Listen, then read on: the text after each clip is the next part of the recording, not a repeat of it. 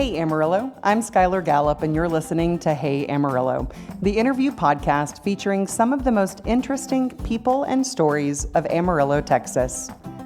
We record every week at Amarillo College's Innovation Outpost. The I.O. supports education, workforce development, and industry growth by inspiring and facilitating innovation in the Texas Panhandle. Today's guest is Michael Kashuba. But listeners, before we get into his story, I do want to acknowledge some audio challenges I had with this recording. The technology gremlins come for us all, and they got me on this one. But Michael's story is an interesting and valuable one nonetheless. So just a heads up, you may need to turn up your car speakers a little bit or your earbuds, however you listen to our podcast, but you should be just fine and good to go after that. My apologies and lessons learned. Thank you for understanding. Okay, Michael is the director of the City of Amarillo's Parks and Recreation Department. He also, though, brings a pretty cool perspective to the show because Michael grew up in British Columbia, Canada. We talk about the differences and surprising similarities between the two, as well as what motivates his work in the Parks and Rec Department in our city. What's going great, and there is plenty of that, and what makes his work tough. Here's Michael. Michael Kashuba, welcome to the Hey Amarillo podcast. Thank you for having me on. Thanks for being here. I'm looking forward to the conversation today. I'd like to start by asking what your origin story is to Amarillo. And I know that yours is not originally from Amarillo, so really excited to start with that. Yeah, so it's a little bit longer story. My wife and I, when we first got married, obviously like most newlyweds, didn't have a lot of resources. And so we got very comfortable traveling to state parks, going and seeing what the state had to offer in terms of camping opportunities. And we used to love coming up to Paladero Canyon and hiking and camping there. Spent a lot of time there. And in fact, we actually named our son Canyon after the state park, never thinking that we would live here. And so spent a lot of time in the Metroplex. The opportunity opened up in Amarillo, and we've been looking for a place that was a little bit smaller, family friendly, didn't have the commute that the Metroplex did, and so Amarillo checked a lot of those boxes, and so we decided to move our family up here about 7 years ago, and we've been extremely happy with that decision. That's nice that you named your kiddo after Canyon. I love the Canyon and spend a lot of time there too. So you and your wife met at DFW? So we actually met at college. So I am a Canadian by birth. I was waiting until you were gonna. If you didn't, I was going to. Yeah. So I was born in Canada. Grew up there all through high school. My senior year of high school, I played for Junior Team Canada. I was drafted by the Seattle Mariners, and so I had the opportunity. What sport is that, Michael? Baseball. Okay, thank you. So I had the opportunity to choose between going and playing in minor leagues or going to college. And my parents and I sat down and kind of looked at all the different options and decided that the college route was probably the best opportunity. One of my friends had been sending out letters all over the country trying to get opportunities to go play baseball, and lo and behold, he got an email back from Vernon, Texas that said, "Hey, we'd love you to come down and play baseball. Do you know anybody?" And so I've been getting offers from different schools, but my parents thought it was best for me to go with a friend. So we moved from Vernon, British Columbia to Vernon, Texas. Oh, that's funny. Yeah, and played baseball there for 2 years. That's where I met my wife. And then after that, I finished my baseball career at Dallas Baptist, which is one of the best baseball schools in the state. Nice. Absolutely loved it. And then got married and kind of put down roots in the Metroplex. Wonderful. Okay, so I want to know more about Michael, the young Canadian baseball player. Yes. Tell me a little bit about growing up in British Columbia. Loved it. It was a lot of fun. We got to travel a lot my senior year, so most times when you're playing baseball in Canada, you kind of stay there. Okay. My senior year, we actually did a lot of traveling. We went down to Arizona, played quite a few games there. Went down to California, played some games there. When I was trying out for Team Canada, we were all over the northeast part of the country, so up in Michigan, and got to do quite a bit of traveling. So really enjoyed it. You know, I love it up there. My family is all still there. I'm the only one that has moved south. My brother, one of my younger brothers, actually moved away for a little while, but then moved back to Canada. He went and played professional baseball in Austria for a couple of years. Oh, neat. So, yeah, it was great. We loved it there. This is a huge stereotype, and I recognize it. But so you're not just supposed to play hockey? Well, you do. You play hockey, but then, you know, what else do you do with the rest of the year, which is like 3 months? So we would play hockey in the winter and fall, and then we would play baseball basically over the summer, because it takes a while for everything to unthaw. And so, you know, you start playing baseball April, May, and then you kind of play through summer and then a little bit into the fall. So, yeah, played hockey, loved it. But baseball was really my heart. Yeah, it's what stuck, huh? Yeah. Nice. I absolutely love this place, and I think that it is beautiful in kind of its own, like, expansive, lonely, like, lovely beauty. But certainly a different beauty from Canada. I've been once, but I, you know, it's got this amazing reputation of just being spectacular. Do you miss that? Yeah, I mean, we were blessed to live about an hour and a half from the Rockies. Oh gosh! And so we were kind of in the foothills of the Rockies. Absolutely beautiful country. But you know, each place is a little bit different, and you know, I like open spaces. Mm-hmm. I like being able to see sunsets. I like to see the open prairies. So you know, Amarillo checks that box. Yeah. Even though I love the mountains, I love the forest. I also love wide open spaces. Yeah. How far, like, into Canada is Vernon? Yeah, so we're the majority of the Canadian population. I think 90% is within 3 hours of the border. Okay. So we were right around that 3 hours from the border. We're about 6 hours due north of Spokane, Washington. Okay. There's actually a little desert that extends up into Canada, and we were on the north end of it. So in the summer, we would actually get a little bit warmer weather than most places in the country. So we would hit 100 for a week, 2 weeks. And we wouldn't get quite as cold as the rest of the country, so it was kind of the perfect place to live. Nice. Okay, so now I'm thinking about, of course, Canadians are known to be the friendliest people. I know you, and I think that you're quite friendly, but one of the things that they say about Amarilloans is that we are very, very friendly. Is that, so who wins? I think both. Okay. I think both are very, very friendly and very welcoming. You know, when we moved here 7 years ago, there was a lot of really great people in Amarillo, and I think that's one of the things that is the charm here. Is it's very family friendly. There's a lot of people that really care deeply about those in the community, and so it was a nice tie. Whereas opposed to the Metroplex, where it's just busy, it's not as personal, and so that's been a nice touch. Yeah, that would be kind of a nice familiarity. Especially because it's friendliness, which is always lovely. Exactly. What's very different? Obviously, the geography. Yeah. From Canada to here, the Metroplex. You know, I was actually commuting a lot, and so I have a little bit of a commute, but it's not like it was in the Metroplex. There was one day it snowed, and it took 6 hours to get home. Oh, so, bless. I think obviously the traffic there is much different. You know, we complain about the orange cones, which is a challenge, but it's not sitting in traffic for hours at a time. So. That's a nice plus. So you're Director of Parks and Rec here.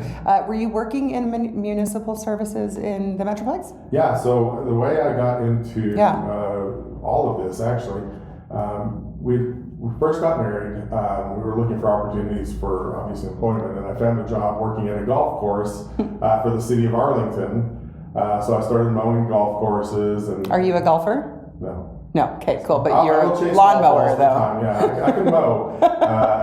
So I went and started working there, and they had a tuition reimbursement program, and identified the landscape architecture program at the University of Texas at Arlington was something I was interested in. I had previously had a bachelor degree in biology, and so it was kind of a natural transition into landscape architecture. So started going to school, working full-time, going to school full-time. Ended up graduating from the landscape architecture program, became a registered landscape architect in the state. Started working on the private side, so went to work for a couple landscape architecture firms, civil engineering firms, and really started working with municipal clients, working on more of the design side. So trying to take their vision and put it into a design and build it out. And then there was a point where I realized that I hadn't put enough into retirement, and so started looking at opportunities to kind of grow. And the town of Addison had a landscape architect position open, And so I went and applied for the position and thankfully got the position. Little did I know that within 2 weeks, my boss at the time would tell me that he was planning to retire in 3 years and that I was his replacement. There you go. And so I had the opportunity to walk in on the landscape architecture side of things, reviewing plans, helping to beautify the city, looking at development codes. Really was exposed to a lot of different development opportunities and the process through Addison. So obviously had the opportunity to grow naturally from a landscape architect into the assistant director position, and then when he retired, moving into the director position. So very, very different community. The daytime population is 150,000. It's a lot of corporate residents. It's Mary Kay, it's USAA. 4.3 square miles, a full square mile was the airport. So really about 3 square miles of community as opposed to 100 here. Yeah. And so we got the opportunity to work on a lot of cool projects, a lot of really big special events. Addison was known for their big special events, whether it's Kaboom Town, Oktoberfest, Taste of Addison. And so really got exposed to, again, the development side, but then also more of the programming special event side, all while working on trying to beautify the community. So it was a great opportunity, great community, and a great place to work. Is that what you thought you were going to do with your biology degree? No, I actually thought I was initially looking at pre-med, going into being a doctor. Interesting. But then I had also looked at going back into the forestry side of things, moving back to Canada. Staying in Texas obviously shifted and looked more at landscape architecture. My family had been farmers in Canada, so the agricultural side of things, growing things, designing things, just kind of came naturally. Love to spend time in the garden, growing and doing other things out there. What did they grow in Canada? They had wheat, they had canola, they had all the big crops. And Oh. so my grandparents actually started as dairy farmers. My uncle who took over the farm was not an early bird, so he sold the dairy farm and started doing just regular farming and some ranching. Interesting. And so what brought about the move to Amarillo? Was it a job opening or? Yeah, so it was obviously the opportunity to move to Amarillo. Again, it was a big enough city that we could get a lot of the amenities, but it was small enough where, again, I could go and participate in my kids' activities. Yeah. When I was in Addison, I was driving an hour and a half off peak times to get to work. Yeah. And so I didn't get to go to kids' activities at school, didn't get to go and enjoy that. So really it was a decision for the family to kind of slow the pace down just a little bit. That commute stuff is brutal. It is very unpredictable, and Yeah. I mean, you could have a trip that you would expect to be an hour, and it could end up being 2-3 hours. That's crazy. Yeah.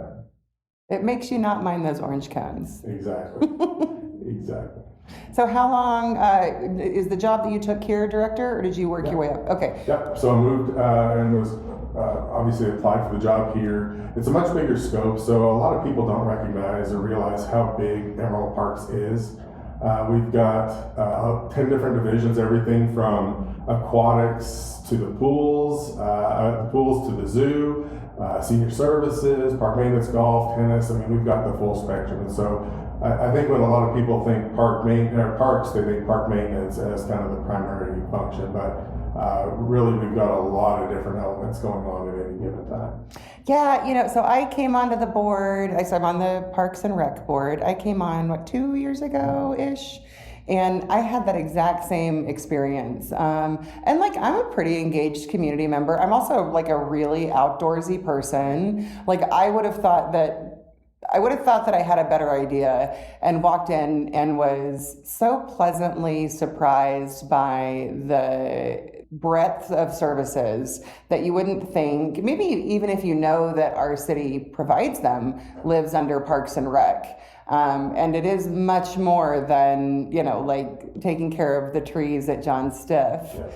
So take a minute, if you will, and talk about kind of what you've seen in the services that Parks and Rec just provides our city. Yeah, so I think we've made a significant shift. Our recreation program was at one point just a summer program, and we've really converted that into a year-round program. So you've got opportunities to have special events, you've got programs, you've got camps. So we've really kind of expanded the offering. I think one of the things that the department did not do maybe as well in the past was storytell.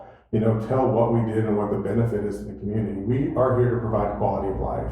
And we want to make sure that there's those opportunities for people to go and enjoy not only the park space, but also other programs where people can have fellowship, they can socialize, they can get to know their neighbor a little bit more. So we started trying to take some of our programming. Obviously, we've got things like Starlight Theater that are at Sam Houston, but we've also started doing pop-up parks, pop-up parties in the park. So taking parties to smaller parks so that the community can kind of engage and get to know each other, but also have some fun and it's recreation. So we've really tried to meet the needs of the community that maybe weren't being met the same way in the past. And so extremely proud of our team. And one of the stories I like to tell is one of our assistant directors moved here recently from Chicago, and she had told somebody that she worked for Parks and Rec, and the person's response was, "We have a Parks and Rec department?" So I think it was a program that was fairly small, wasn't communicated as well to the public, and so I think our goal is to try to make sure that not only are we promoting what we do, but also getting feedback from the community on programs that they would like to see. Things that maybe we haven't historically offered. We've started doing some camping programs, some kayaking programs. Our Hooked on Fishing camp is always extremely popular. It sells up or fills up almost immediately. And so we just want to continue to provide programs that the community wants and needs. And what do you think is the benefit of the work that you and your team do in our city? Well, I think first and foremost, it gets people outdoors. We got a lot of kids that like to play video games, which is not a bad thing. But I think being outside, it helps to engage people. When you sit outside and you get to see nature, it really is a lot more calming. So I think being out in nature is great, but I think there's also the social elements, getting to meet new people, naturally, and not just being forced into those relationships. So I think parks is a great just mediator and a natural place for people to meet and kind of congregate. So, and one of the things I would say is, we saw very early that our community loves social events. They love special events. We know that there's portions of our community that, quite frankly, their yards aren't big enough to have big family reunions, and so our parks are an extension of their home and an extension of their yard. And so we want to make sure that we're providing a great place for people to host family reunions, to gather as large groups. And I think that's why a lot of those parks are significantly used, I think more than what most people would recognize. And so we want to be that place for community building. You talked about making relationships, and my mind immediately went to the senior services that you guys provide. Talk about that, because I've been really thankful to get to sit in board meetings and listen to the people that are providing those services and the numbers of our neighbors that are taking advantage of some really cool stuff. Yeah, so a few years ago, pre-COVID, we had done a project called the Neighbor Hub, which was supposed to be kind of a repository or a database where people could go look for information on aging, on doctors, on medical stuff, on programs, just everything that maybe a caregiver, a child, or an active adult may want to be interested in related to kind of our active seniors. One of the things we saw is after COVID, I think there was a lot of social isolation, and so we've kind of shifted our model away from fully an online model to more of trying to engage people where they're at. So a couple of years ago at the Warford Activity Center, we had a little bit of salary savings, and with the blessing from the city manager's office, we went in and spent $50,000 to renovate 2 classrooms into basically a senior area at the Warford Activity Center.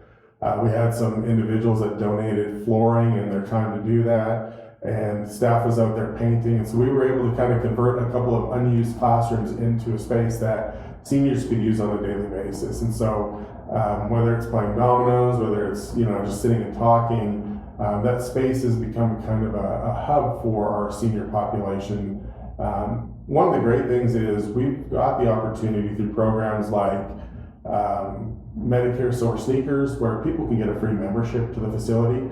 So if they qualify under their medical program, they can get free access to those facilities. And so whether it's the Tennis Center or Warford, we would encourage people to look into that, because we want to serve our population and our community. So But the senior center, or the senior area at Warford has really grown. We've started serving some lunches, and so we've, again, starting to meet needs in a little bit different way than we had in the past. But we continue to see our water aerobics programs growing. We do some cornhole tournaments, we start to see those growing, and so we're seeing more and more new faces, and the number of check-ins continues to grow. So we know that there's an unmet need there, and we just continue to try to find ways that we can meet it with the resources we have.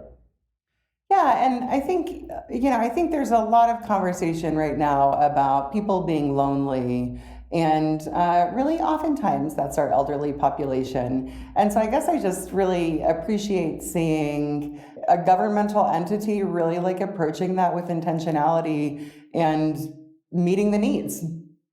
I mean, that's like your job, but you're like doing it very well, that I think a lot of people might not assume if you didn't know, that you guys are doing a whole lot more than, mowing our green spaces. Exactly. And again, I think, we've got a lot of opportunities for people to go on our website, our Facebook page. We try to do a lot of promotion so people can kind of see what's going on.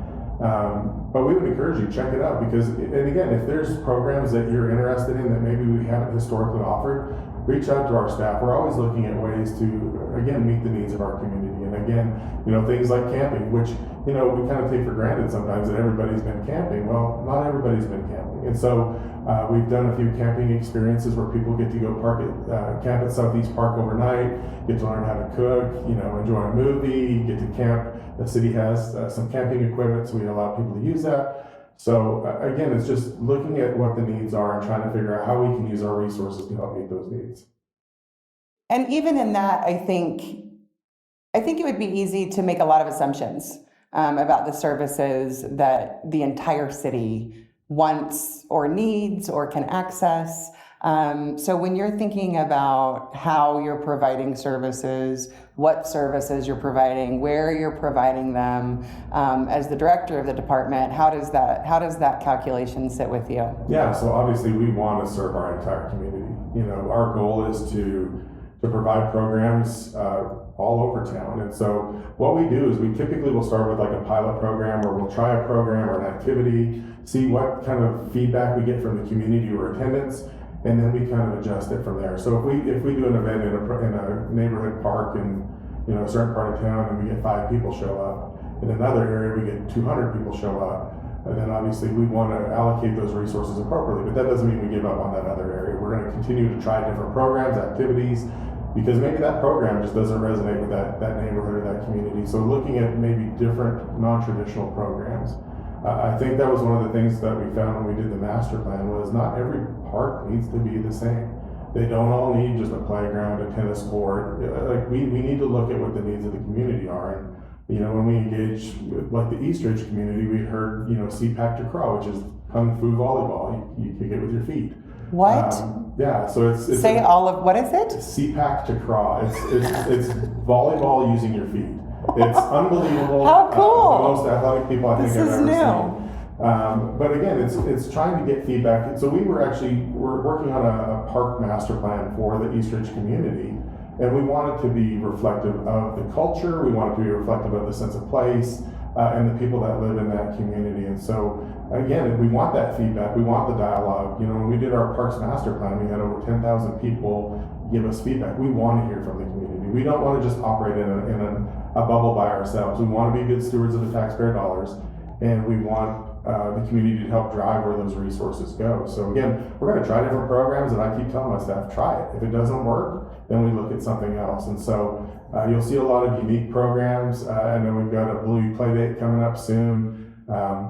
We're actually getting ready for our, we started it last year, but we're going to call it Pirates in the Park this year. It's basically a hot air balloon trick-or-treating event around Halloween. So at John Stiff, we're going to have, we're partnering with a hot air balloon group to do some glows in the park, and we'll be having kids trick-or-treat from hot air balloon to hot air balloon. So, oh my gosh, how fun! Yeah, so we obviously did the 5th of July this year. This will be our next one, is Pirates in the Park, and so obviously we'd encourage people to keep an eye out for that. But again, it's trying to find ways that we can engage the community, get them together, and just continue to build on that.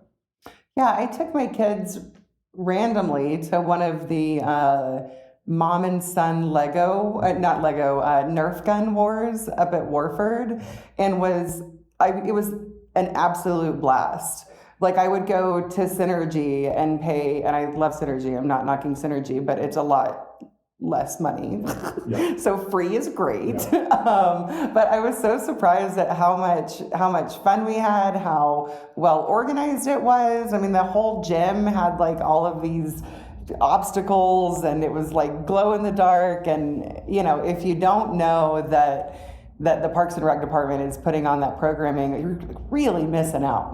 Yeah, and like I said, we've got a great staff. Yeah, for who's sure. very creative and has really started to think outside the box in terms of what those programs look like. And things like the Lego camps, the Nerf gun wars. They're constantly looking at, again, new ways to engage the community. So again, I would check our Facebook page. We try to keep it as up to date as possible. We try to promote all the new things that are happening, all the new programs. Some of them have registration, some of them are just free to attend. Yeah. And so we would encourage people to get out there and check out the Facebook page, because I think you'd be surprised at the offerings that we have and just the volume of them as well. So what's hard about your job? I think obviously there's a lot of really, really positive things.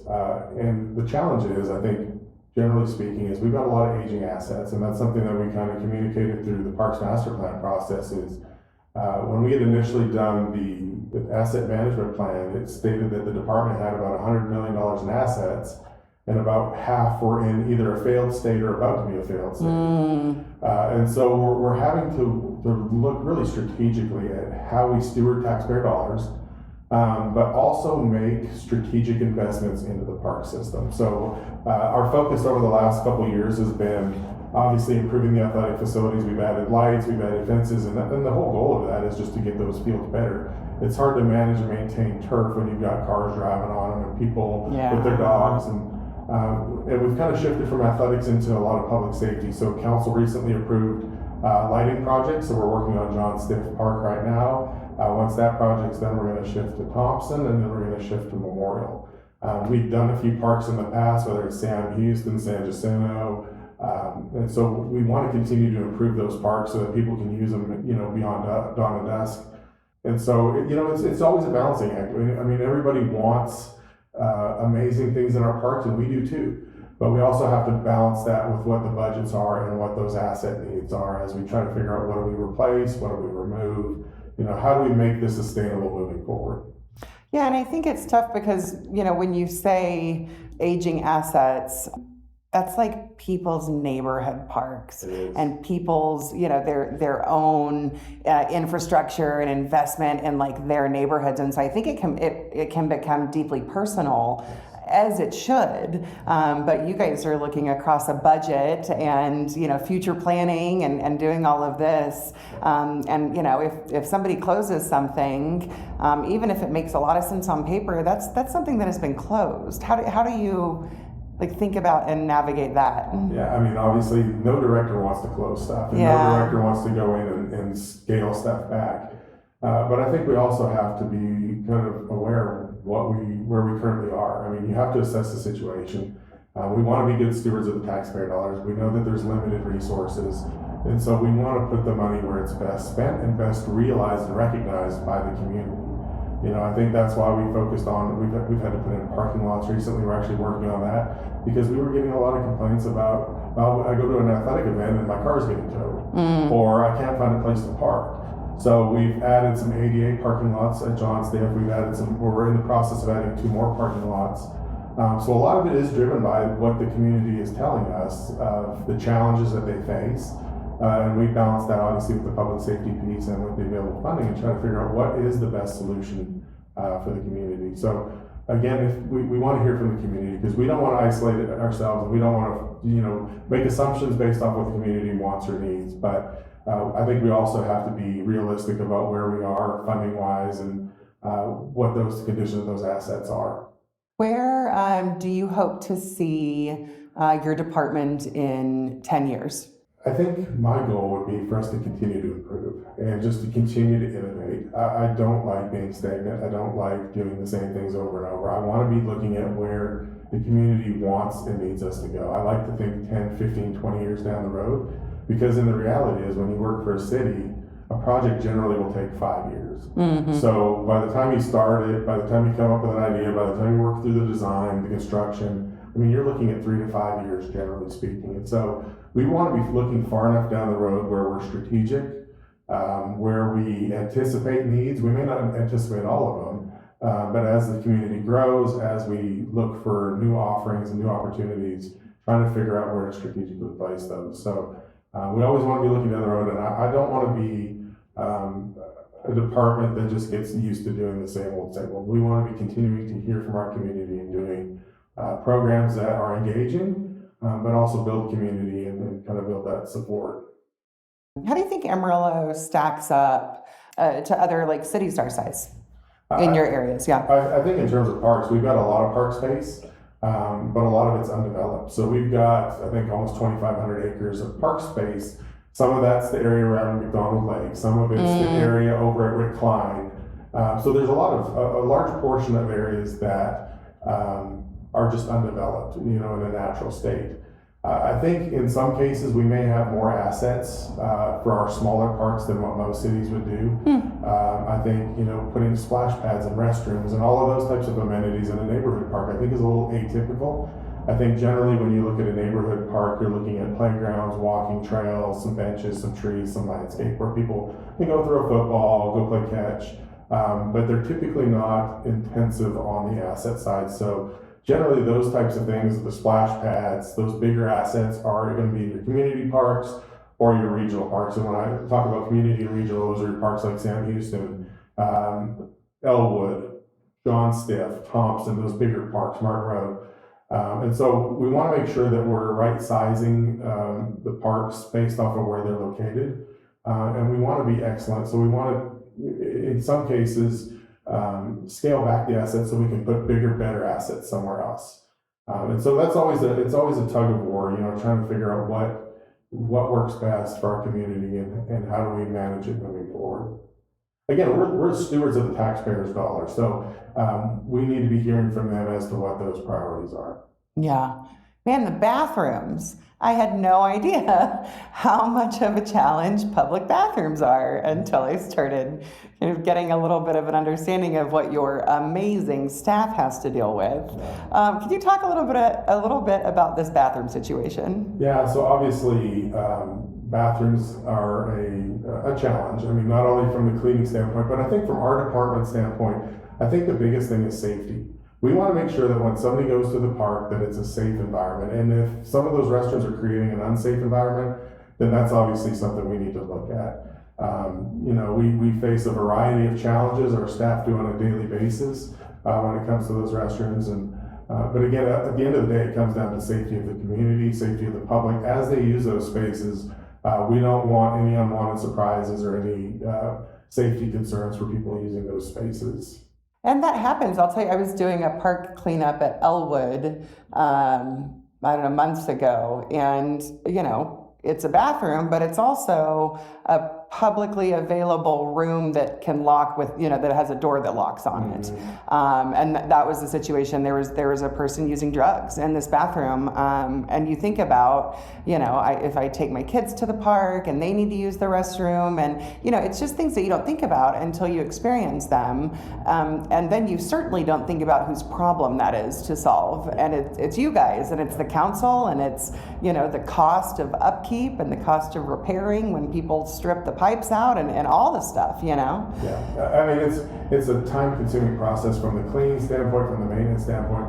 But I think what most people don't recognize is the cost of replacing restrooms. I think most people see those restrooms and they're like, oh, that's an easy fix. That's a fairly insignificant amount to replace. But as we've started getting quotes on those projects and replacing a restroom, you're looking at probably $250,000. So about $250,000 to replace basically a cinder block wall. And we've had local contractors bid it. We've had precast manufacturers bid it or give us prices on it, and they all come out about that same amount because we have to design it for the worst wear and tear possible. It's not a residential home. It's not wood construction.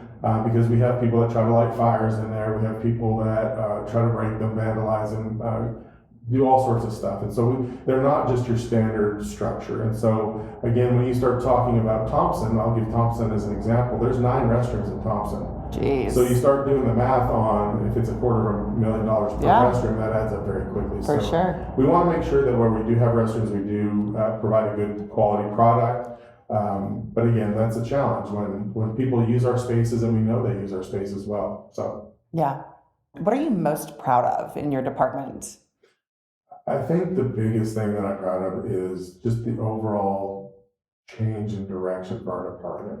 I mean, I think, as a department, we've tried to tell our story a little bit better, communicate what we actually offer to the public. I think we've hired some great people that have brought some really amazing programs, some really great activities. But I also can't overlook our park maintenance team. They put in a significant amount of work. They get a lot of the complaints. They don't get a lot of praise. It is definitely one of those jobs, man. It is. And so whether they're out picking up trash in a park or cleaning restrooms or mowing the parks, it's a very thankless job a lot of times. And so just very proud of that team and what they continue to do as we try to improve athletic facilities and just parks as a whole. So I think just the overall, just continuing to innovate, look at how we can do things differently and steward those dollars very well. Yeah. I think it's easy for me to take my kids to Medi Park and go like, this is a great park. The playground there, like the handicap inclusive, is that the right term? Yeah, that's right. Is such a cool playground. And I can't imagine there's anyone that lives in Amarillo that hasn't been to Medi Park. But if there is, it's just the coolest. And so it's easy to go sit on, a beautiful spring or fall is coming, fall day, and appreciate the facility without being aware of like what it takes to have it. Yeah. Both in you guys maintenance staff, in investment from council to keep it up, in just the care to have it in the first place, that these things don't happen and are certainly not maintained by accident. Well, and I'll give one example. Again, we talk about how our community uses our parks and loves our parks. After Easter, it's not uncommon for our park maintenance staff to pick up over 400 bags of trash just at Thompson Park, let alone other parks in the neighborhood or in the network. So, that's a lot of use in those spaces. And so, again, that's the stuff that people don't see. They don't see us going out after those big holidays, cleaning up after the community and making sure that those spaces continue to look good. Man. Pick up your own trash. Well, thank you so much. I really appreciate your work. Well, thank you. So one of the other really cool projects that we've got going on right now is a partnership with community development. We're actually building a playground at Thompson that's also an inclusive playground like the one you just mentioned at John Ward Park / Medi Park. That's right. I forgot that we renamed it. Yeah, new name change. That's going to be so hard. Yeah, but so this is up at Thompson. So up on the north side. Awesome. Thompson. It's right there where the old pool used to be. It's got a zoo theme. It's going to be inclusive. We expect that to be complete probably early to mid-October. They're just going out there, putting the final touches on, doing the port-in-place surfacing, and then that'll be open to the community. So again, we see a lot of activity at Thompson at the end of the school year with people going on field trips to the zoo, Wonderland, and then also this new playground I think will be a huge asset to the community.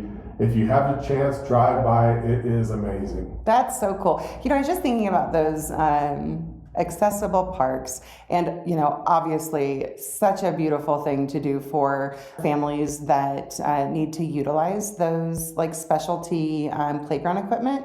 But I also think it's really cool to normalize for children that may not necessarily need that like, yeah, cool, it's really neat that this is in Braille. Yes, it's really cool that this is a wider swing, that it's just, that I think it provides a really cool service even to like beyond maybe what you would assume, and like, oh, awesome, this person can utilize this in a way that they may not previously have been able to.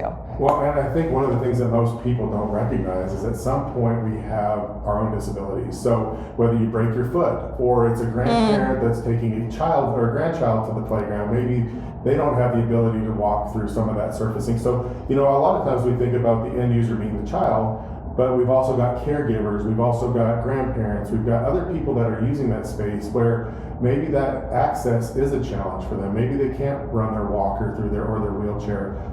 So looking at whether it's the playgrounds, we also recently we put in a fishing dock at Medi Park, John Ward Park, that is accessible so people can go fish, they can roll their wheelchair out there, they can have the same experiences as other fishermen. And so, we're always looking at that. As we do projects, we go in and try to make sure that if we go in and do a project that the concrete is good, that the restrooms are accessible, we want to make sure that we're providing that, not just for, again, the child, but all the different users that may be using that space, whether it's, again, grandparents and other caregivers. So I can't remember the stat, and I would be wrong if I said it, but I've heard everything from 30% of us at some point will face some sort of disability, whether it's using crutches or a permanent disability. So again, we want to keep that in mind as we design park spaces, parking lots, making sure people can get access to those spaces.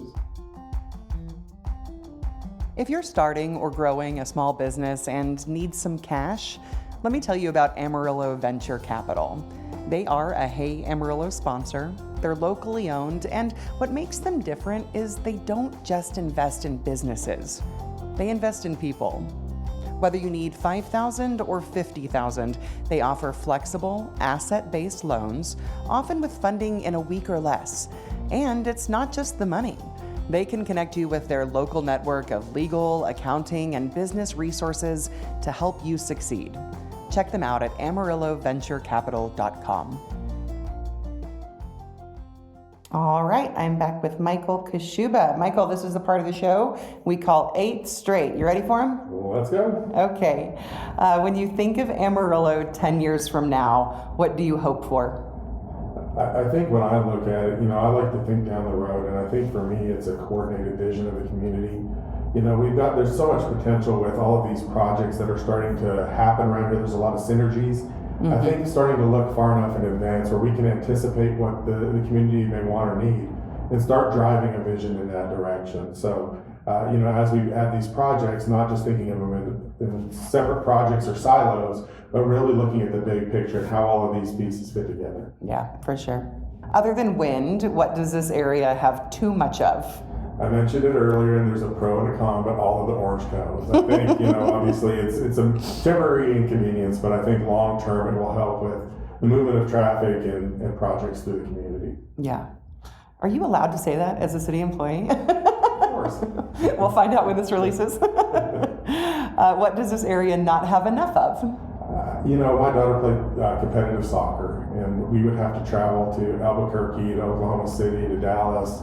I think the thing that we don't have are those facilities that will draw people and keep people here, whether it's, athletic activities, other big amenities that draw people here. Yeah. I think for our standpoint, those are great amenities, not only to keep people from having to travel, but it also generates a lot of sales tax. So trying to figure out ways that we can bring more revenue into the community so that we can continue to make improvements through our infrastructure. What's your favorite local building? I like a lot of the old historical buildings. So as a landscape architect, we did a lot of stuff with architecture. I like the Santa Fe, obviously it's the most recognizable, the Fisk building. I like a lot of the detailed architecture along Polk Street. But it's not a building, but the Sanborn Fountain is really cool to me. It tells the story of Amarillo around the outside of it. There's been some damage to it over the years, but it's a really cool piece of architecture, even though it's not the scale of a building. But again, it really helps tell the story of Amarillo. Now, where is this? Sanborn Park. Just up here by the church. There's along the edge of that, there's a lot of, I don't know if you want to call it a pictograph, but it's a visual story of Amarillo. Very nice. Okay, I'll have to take a walk. Cool, thank you. What's your favorite local restaurant? I love burgers, so Blue Sky is my go-to. Very good. How do you describe Amarillo to people outside the area? Like your Canadians? Yeah, it's an unkept or an unknown gem. I mean, there's a lot of things that people don't realize when they drive through. I think when we first moved here, we had a lot of people stopping on the way to Denver or to Colorado for different things. And they were always surprised when they would get off the main roads and see what Amarillo had to offer. It's family friendly. The scale of it is perfect for families. And so I think it is a pleasant surprise for a lot of people as they get off that main road. Yeah, I agree. What's the most underrated aspect of living here? I think Four Seasons. You don't usually get that in Texas, and so the ability to go sit out on your porch in the summer and cool off in the evenings. There was nothing worse than when I started working on golf courses and you wake up at 5 a.m. and it's already 90 degrees. Yeah. So the ability for it to cool off, the seasons, it's just a nice change of pace. And you had that in British Columbia, huh? You said it got hot like that. Yeah, we got some great summers. We got some cooler winters, but really enjoyed the Four Seasons. So that's something that I really enjoy here is you get to experience it all, whether it's a little bit of snow, whether it's the winds in the fall and the spring, or just the nice summer temperatures. Yeah, I agree. When was the last time you went to Palo Canyon? Within the last couple of weeks. Wonderful. Yeah, we spend a lot of time in the canyon. I've had a hard time catching them this summer because of all the rain. Yeah. Which is a good reason not to be able to get out there. Yeah, we'll take the rain any day. For sure. Okay, Michael, that concludes 8 Straight. I like to wrap up my episodes by asking my guests to endorse something. Anything at all, if the listener has not heard of, experienced, gone to, whatever. What would you have them give a try? Endorsement. Amarillo Parks and Rec. There it is. I would say, again, I think not everybody's familiar with what we have to offer. So I would say get on our Facebook page, go to our website, and again, reach out. If there's a program that you're interested in that you've seen other places that maybe we haven't brought yet to Amarillo, let us know. We're always looking at new opportunities. So again, I would say take a look at what we have to offer. I think the other thing is we've been able to do some of this stuff, obviously through the Sport Council, but we've also got some great partners that have come alongside us. Whether it's Outdoor Amarillo, a recently formed 501c3 to help kind of support parks, Six Pack Outdoors that help build some of our mountain bike trails, the Alex O'Brien Tennis Foundation that's helped with some of the improvements over there. And we've also got volunteer groups like Elevate Amarillo and other groups that go around and actually help volunteer and take the time to make those park spaces great. So obviously we do our best, but we also are very appreciative of all those partners that have come alongside and recognize the value of the parks in this community. Yeah, when you set them up against each other like that, that's a lot of support for a town our size. Yeah, and again, they all fill a little bit different niche. So, again, we've enjoyed this, and some of these projects that we've been able to accomplish, whether it's the mountain bike trails that we've been able to work through Six Pack, whether it's the new paddle courts. If you don't know what paddle is, I would go to the tennis center and check it out. Again, that's a great partnership with the Alex O'Brien Foundation. Those courts are not. We haven't done the ribbon cutting yet, but they are open to the public to start playing. So really cool, real new project for us. It is neat. Before I let you go, because I do know that you mean it when you say that your department really wants to hear back from the community, what is the best way? Like if someone has, goodness knows they'll have complaints, but like, a suggestion or a thought or feedback or, God forbid, a thank you or a compliment. What is the best way for you guys to really receive feedback from your constituents? Yeah, so obviously people can always leave a comment on Facebook. And they do. And we see a lot of comments. You can always call our main line, which is 806-378-3036. Cool. Yeah, the email address is contact@amarilloparks.org. Awesome. Michael, thank you so much for your time and your work making Amarillo more accessible, more beautiful, and all of us able to have a little bit more time outdoors. Well, thank you. I'm so excited about the upcoming Amarillo Symphony season. The Symphony's kicking things off with movie Music Under the Stars at Hodgetown on September 6th, followed by a Highland Fling with a live bagpiper and Tchaikovsky's famous piano concerto as their first concert in the Globe News Center. The season continues with the stunning power of Berlioz's Symphonie Fantastique, the cosmic journey of Holst's The Planets, and Amarillo's beloved Happy Holiday Pops concerts. The Amarillo Symphony provides an exciting concert experience whether you're going for a date night or celebrating the holidays with your friends and family. With concerts running September to April, you don't have to miss a single note. Visit AmarilloSymphony.org for tickets and more. That concludes the episode. Thanks to Michael Kashuba for the interview. For more information about our city's Parks and Rec department, visit their Facebook page. Thanks to Venture Capital and the Amarillo Symphony for supporting this podcast, and to Angelina Marie for editing every week. And she gave this one a little bit of extra love, so a little bit of an extra thanks to her. If you're interested in supporting the podcast, visit heyamarillo.com. Thanks for listening. This has been episode 414 of Hey Amarillo. My name's Skylar Gallup, and I'll see you next week.